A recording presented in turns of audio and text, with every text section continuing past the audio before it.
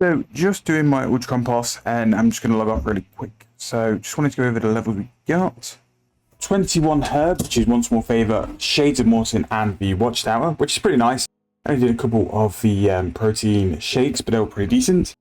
79 crafting, which is Hydrix stuff, decorated Hunter Urn and some Moonstone stuff as well, which is not too bad. And then finally we did some teak frames, which have sold pretty well.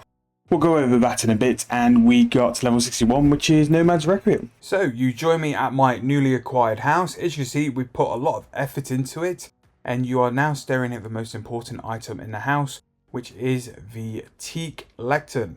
So what this does is allow me to create teleport tabs. We have created 546 Camelot teleport tabs, and it's been pretty decent, to be fair. It's kind of semi-AFK because you do get a fair bit of time making the tabs.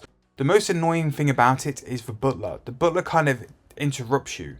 What we use the butler for is to go and get the soft clay for us, so we don't actually leave the house, we just sit there and make tabs, while the butler goes and fetches all of our clay for us. As you can see though, we have had a couple of big moves. We did sell another 1000 battle staff, so we got those shifted.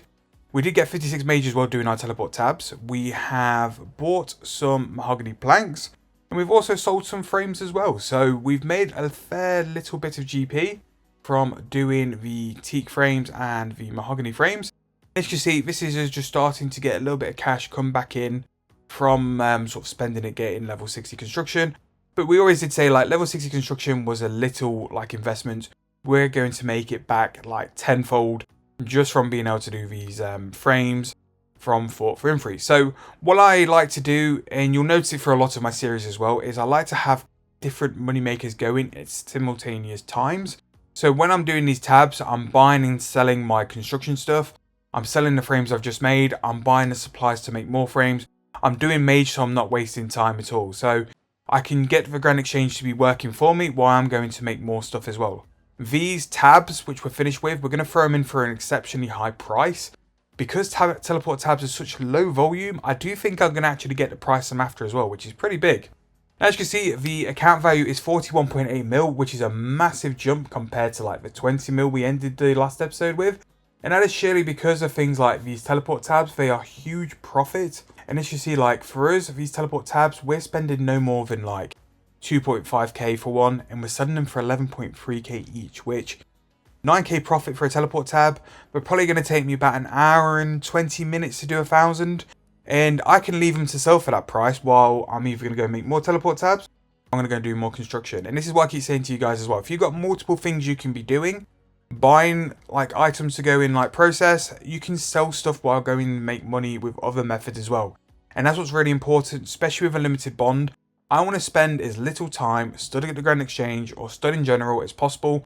I want to be doing stuff, whether it's AFK or not, to be making money and to keep increasing that account value, because we need to build it, especially with how important this bond is. We need to build our account wealth up and account up as quickly as we can. So another day and you join me on the account. Basically the account value now is 48.6 mil. Pretty much finished the rest of those teleport tabs, got them on the Grand Exchange, got them selling as well. And now what we're going to be doing is looking like another day of just starting to get involved in frames a little bit more. Those teleport tabs still have a fair bit more to sell, so we're going to leave them on the Grand Exchange. We are selling, just selling slowly, and that's more than fine with me. Now what I'm going to do for the first big sort of money making move on this account is start some mahogany frames from the plank phase. The reason we're doing this is because it's going to require very small capital to get started. But by the end, we're going to be selling like 250 mahogany frames at just under like 100k each. It's a lot of profit for something we've probably spent like 6 million supplies. And that's what we need to be doing for the early stage anyway. We're going to start building this up. And as we get by like each sort of day or each couple of hours or each time we sort of sell these frames on the Grand Exchange, we can buy more resources. And it just means we do more at once as well. But not only that, we've got the tabs selling on the Grand Exchange. We've got our compost sort of maturing in the compost bin, and then every day we go in and sort of harvest that as well. We've got other things either selling or making us GP on this account while we're doing these construction frames. And that's the most important thing as well. And not only that, because of things like daily challenges, we're getting like little levels at the minute, but the more it progresses throughout the 2 weeks, the more we have chances for these to start level up. So this week's not too bad. We got daily summoning, cooking and jewellery. Summoning's a bit of a problem because I don't really have charms. It's a bit annoying. That's definitely something I'll probably throw over token on. And then we've also got cooking, which is nice and easy. We'll just go and catch some crayfish. And the jewellery, we'll go and get some form of gems and just do some necklaces and stuff. But the most important thing from this is we're going to get the keys. The weekly rewards are nice. And as you can see, I kind of make a mistake. I was supposed to do the daily summoning for the skip, but I actually ended up doing crafting, which then presented a kind of minor problem where I've either got to go and find 4 gold charms, which is going to take me a little bit of a while. Might be able to do it fire making, might be able to go and find a monster, but either way, it's a little bit annoying. So what I'm going to go and do is go and work around and see if there's any possibility for us to do it. If I really need to, I can go and buy some Viswax to roll the challenge and get something new for today, but I kind of want to avoid paying for that as well. So I kind of see that you don't need Wolf's Whistle to be able to start summoning, so we're going to see if we can do summoning. Turns out we couldn't, so I had to go and think of a better plan to sort out this daily challenge. So instead, we got level 4 Hunter because we spent a little bit of GP and got a reroll. That was a nice 200k. I didn't really want to spend, but in the grand scheme of things, 200k is 200k, so we got the Hunter challenge as well. As you see, got a few levels and a few quest unlocks, mainly Recipe for Disaster for cooking. But again, like these daily challenges, even though they give us like very minimal sort of XP to start with, it means we start to roll with higher levels anyway. And one of the most important things we'll get to maybe in a week or so is starting to lamp divination. Now, you've seen me do this with multiple accounts. Divination for a brand new account is huge. The ability to create those divine locations is going to give us a chance to train those stats rather than having to do the grindy, normal ways of having to level them up. Especially Hunter, I can go and like get some of the divine locations, might even get them from Treasure Hunter, and it just gives me a chance to get Hunter to something like level 30 or 40, just from doing that daily and just doing it at the Grand Exchange or at a bank anyway. But as you see, our quest to get some Phoenix Wings is still continuing, and we again pull a decent amount of gigantic prismatic lamps again. That is the second time we've done that, and that is another Phoenix sigil as well. So more lamps and more stars, which is kind of what we need just to build that account up. Obviously, it's not how you want to play the game, is to rely on stars and lamps.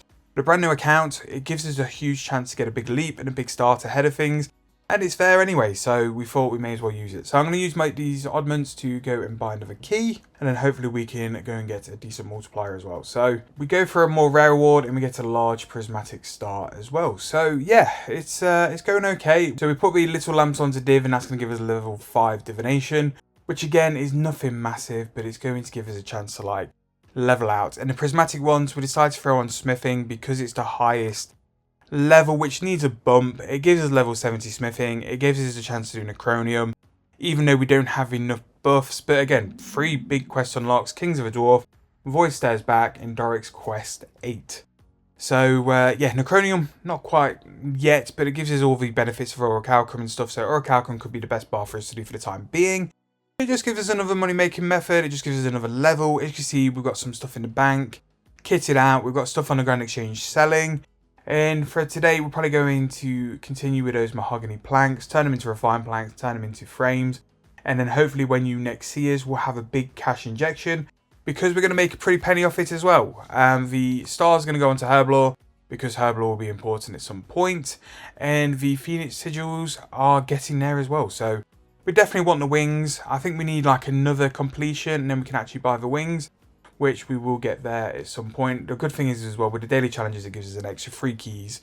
So hopefully, next episode, you'll see us looking fly. So we're going to go back to Fort Frimfree, going to go do those frames and keep working on them as well. And then hopefully, next episode, brand new battle plan, some construction levels, a big GP stack, and then we can go through what we're looking to do next. But that is going to be the end of this video. I hope you guys have enjoyed. If you have, please make sure to leave me a like, subscribe to the channel. Again, we're aiming for 5k subscribers by the end of the year, so if you can throw me a subscription, if you are enjoying the videos, it really does help me out. And thank you guys for watching once again, and I'll see you guys very soon in the next video.